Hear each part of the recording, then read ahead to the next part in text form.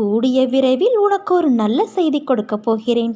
அதனால் எந்த கவலையையும் நினைத்து கண்ணீர் வடிக்காமல் அப்பா இருக்கிறார் என்று தைரியமாக இரு குழந்தையே. நீ எவ்வளவு தூரம் சென்றிருந்தாலும் உன்னை இழுத்து கொண்டு வந்து என் இரு உள்ளங்கைகளில் வைத்து பொக்கிசம் போல உன்னை நான் பாதுகாக்கப் போகிறேன். நம் நிலை கண்டு கைகொட்டி சிரித்தவர்களை கைத்தட்டி பாராட்ட வைப்பதுதான் வெற்றிகரமான வாழ்க்கையின் அடையாளம். இதை நீ நினைவில் வைத்துக்கொள். ஒரு குறிக்கோளை முடிவு செய்த பிறகு அதற்கான முயற்சிகளில் மட்டுமே கவனத்தை செலுத்து. கடந்த காலம் நமக்கு பாடமாக இருக்க வேண்டுமே தவிர பாரமாக இருக்க நாம் அனுமதிக்கக்கூடாது.